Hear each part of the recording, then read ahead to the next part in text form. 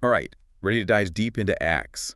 This time we're taking on chapter 7, verses 1 through 60. Buckle up. It's not your typical Sunday school lesson, that's for sure. No, it's definitely not. It's more like a courtroom drama, Oh, yeah. with a heavy dose of history and a whole lot of faith mixed in. That's a great way to put it. So, to set the scene, we're in the early days of the church, Right at the beginning. and tensions are running high, as you can imagine. Definitely some friction there. Our main character, Stephen, this early church leader, finds himself in a pretty hot spot. Yeah, he's on trial for his life. Whoa, for his life. Okay, what's the charge? What's got everyone so riled up? Well, they're accusing him of blasphemy. Blasphemy. That's a serious accusation, especially back then. It was a huge deal back then. You couldn't just say whatever you wanted about God. Yeah, today people debate religion and faith all the time. All the time. But back then, wow, that could cost you your life. Absolutely. It was seen as a direct threat to the established order. So Stephen's got this serious charge hanging over his head. Huge stakes. But instead of, denying it or begging for mercy, he decides to give a speech. And not just any speech. This is a powerful, strategic defense. But wait, the first thing he starts talking about is Abraham. Yep, he goes way back. I mean, come on, you're on trial for your life, and you're giving a history lecture. Right. It might seem strange at first. Totally strange. What's going on there? But Stephen's got a plan. He's taking the court and us as readers on this journey through the history of Israel. Okay, I'm intrigued. So he starts with Abraham, the father of their faith. And exactly. He reminds everyone of how God called Abraham to leave everything and journey to a new land. So he's laying some groundwork here. Absolutely. He's reminding everyone of God's faithfulness, how he works through these big narratives of history. And maybe hinting that God doesn't always follow a predictable path. Exactly. He's subtly making the point that God has always been about doing the unexpected. Choosing ordinary people. Guiding them through extraordinary circumstances. It's a powerful theme. So it's not just a history lesson. No, it's much more than that. It's like Stephen is setting up this bigger argument. He's building a case, carefully and strategically. He even brings up Joseph, who was sold into slavery by his own brothers, but then rises to power in Egypt. And ends up saving his whole family, right? I mean, that's like a straight-out Hollywood story arc. It's epic. Talk about unexpected heroes and twists of fate. And it all points to this idea that God is working behind the scenes. Even when things seem messy or unfair. Even when it looks like everything's falling apart. That's a pretty powerful message, even for us today, right? Absolutely. We may feel like things are random or chaotic, but maybe God is weaving a bigger story. One that we can't always see in the moment. Right. That's exactly what Stephen is getting at. Okay, so we've got Abraham, Joseph, and then Stephen shifts gears to Moses. Yep, another major figure. Another big name in the history of Israel. And Stephen goes all in on Moses' life story, the miraculous birth. Yeah, I mean, who doesn't love a good baby in a basket story? Right. Then his upbringing in Pharaoh's court, the escape from Egypt. He even kills an Egyptian, right? He does. Then he flees. And finally, he returns as God's chosen leader to free the Israelites from slavery. It's a story that resonates even today. It's timeless, really. But how does it fit into Stephen's defense? Well, remember how Moses was initially rejected by his own people? When he came back saying, hey, God sent me to free you. Yeah, they weren't exactly throwing a parade. Exactly. And Stephen's drawing this parallel. Between Moses and Jesus. Both chosen by God. Both facing opposition from their own people. Both dealing with persecution. It's subtle, but it's cigar. He's connecting the dots without being too obvious about it. Exactly. He's making the council think, wait a minute, are we making the same mistake our ancestors did? It's like he's planting seeds of doubt in their minds. Exactly. He's not hitting them over the head with it, but he's making them question their assumptions. So we've got this theme of unexpected heroes. And God's plan unfolding in surprising ways. And now we've got this parallel between Moses and Jesus. What's next in Stephen's speech? Another hero. Not exactly. He actually brings up a pretty infamous incident. The golden calf. Oh yeah, the golden calf. Yeah. Talk about missing the point. Right. God just parted the Red Sea for them, and they're already looking for other gods to worship. It's like, go on, people. Stephen's using the story to remind everyone of their ancestors' tendency towards rebellion, their lack of faithfulness. Even after experiencing God's miracles firsthand. It's a powerful reminder that even with all the evidence, people can still choose to reject God. That's a pretty universal human struggle, isn't it? Absolutely. And Stephen is weaving it into his defense brilliantly. He's showing that this pattern of resistance, this turning away from God, isn't new. It's been going on for generations. It's deeply rooted in human nature. Okay, so he's laid out this history of rebellion. And connected it to the present moment. What's his next move? Where does he go from there? He goes on to talk about the tabernacle and Solomon's temple. The grand central places of worship. Right. But his point is actually that God isn't confined to those physical structures. Interesting.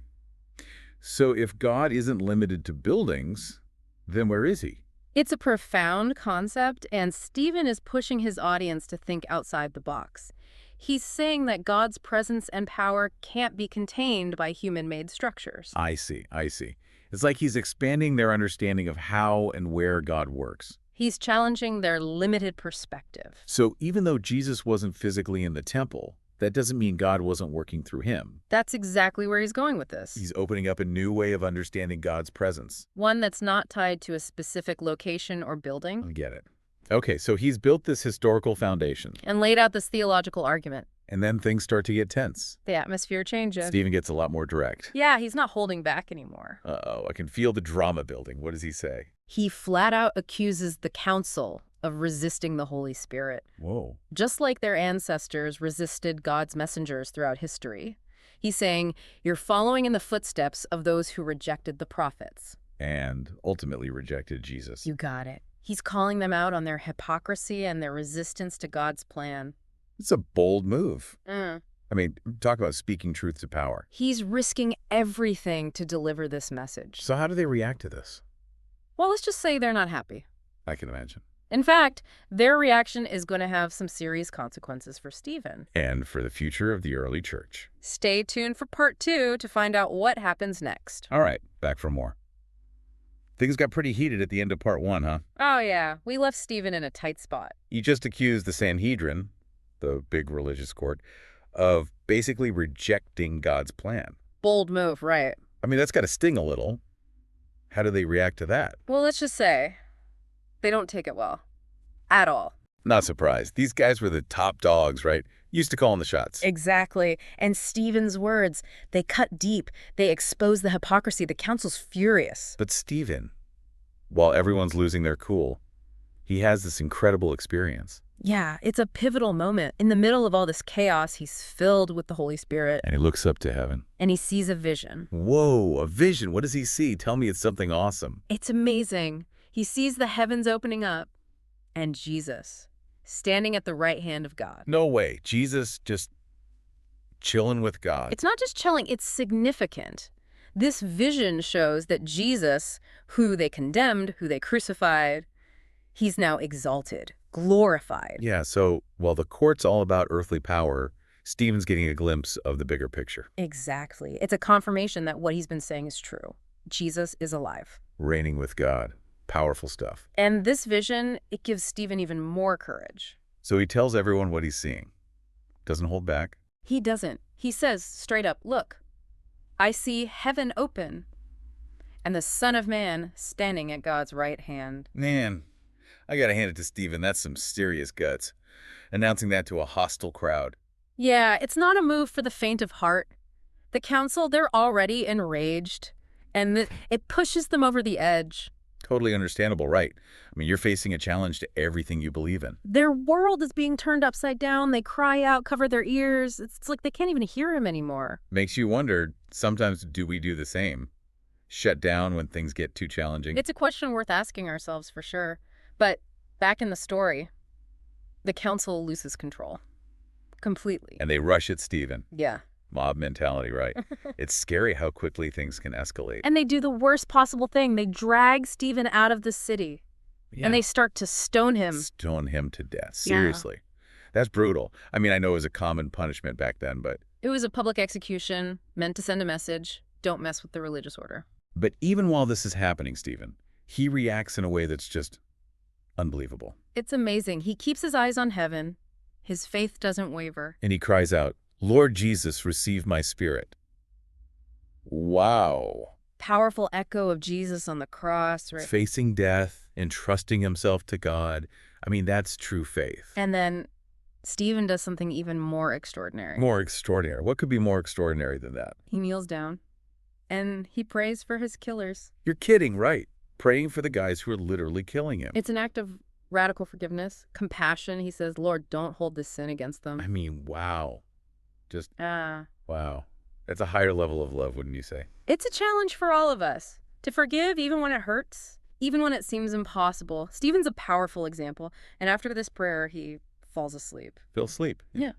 Did he die peacefully? It's a beautiful image, right? A testament to his faith, his forgiveness. Stephen's death. Yeah. It's a major turning point in the story you said earlier. Yeah. It is. For the early church, for everything that comes next. It marks the beginning of intense persecution. Against the Christians. Stephen's death is like a spark that ignites a firestorm.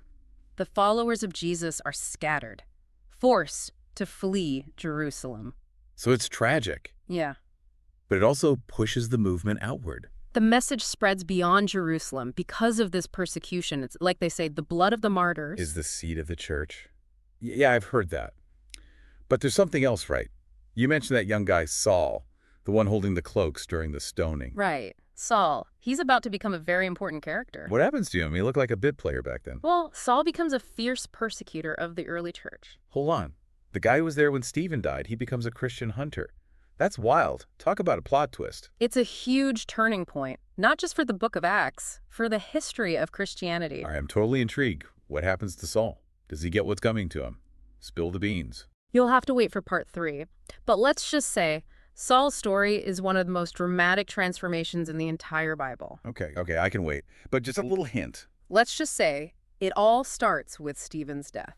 Okay, so we left off with this cliffhanger about Saul, the guy who was holding the cloaks during Stephen's stoning. Right, Saul. He becomes a major player in the story, a driving force. You said he ends up persecuting the early Christians. Like, big time. Big time. He's not just a bystander. He becomes one of the most zealous persecutors of the church. Whoa. That's a serious shift, isn't it? From holding coats to hunting down believers? Yeah, he's completely committed to upholding Jewish law. He sees the followers of Jesus as a threat, a dangerous threat. Wow. So what drives him? I mean, what flips the switch in his head? It's hard to say for sure, but the text portrays him as really, really passionate about his beliefs, like intensely committed. And the way Christianity was spreading so fast, it must have felt like everything he knew was being challenged. Exactly. His whole world was being turned upside down. Right. And he reacts with, well, violence, basically. It makes you think, doesn't it? Sometimes the people who seem most opposed to something, they're actually wrestling with it on a deep level. Yeah, it's like they're pushing it away because it gets too close to home. It makes them question things they're not ready to question. So Saul's out there, persecuting Christians. What happens next? Does he? I mean, he changes sides, right? He does. It's one of the most famous conversion stories in history. But how does it happen? I mean, is it gradual? Or is it like a lightning bolt? More like a lightning bolt, a dramatic encounter. Saul's on his way to Damascus.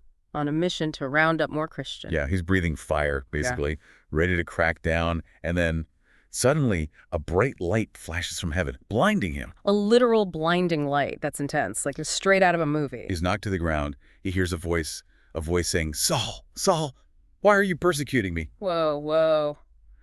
That's got to be a mind-blowing experience, to hear God's voice like that.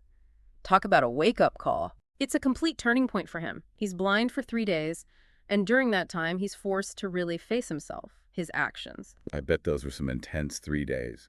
A lot of soul-searching going on. He finally meets a follower of Jesus named Ananias. One of the people he's been persecuting. Yeah, one of them. And Ananias, he restores Saul's sight and baptizes him. Wow, so the very people he was trying to harm, they end up welcoming him. Incredible, isn't it?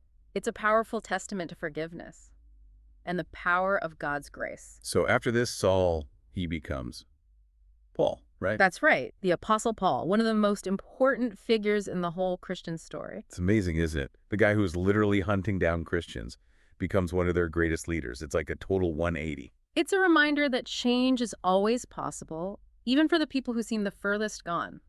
So how do we connect this back to Stephen? What's the link between these two stories? Well, Stephen's death, as tragic as it was, it set things in motion. It sparked the persecution that ultimately led to Paul's conversion. So Stephen's faithfulness, even in the face of death, it had this ripple effect. And through Paul, his message ended up reaching even further. Exactly. It's a beautiful example of how God can work through even the darkest moments. I love that. It's a reminder that we might not always see the big picture, but our actions, our choices, they have an impact. Sometimes even more than we realize. Stephen's courage, Paul's transformation, it's all part of this unfolding story, a story that continues to this day. That's a powerful thought. So as we wrap up this deep dive into Acts chapter 7, what's the key takeaway? For me, it's the reminder that every lay has potential.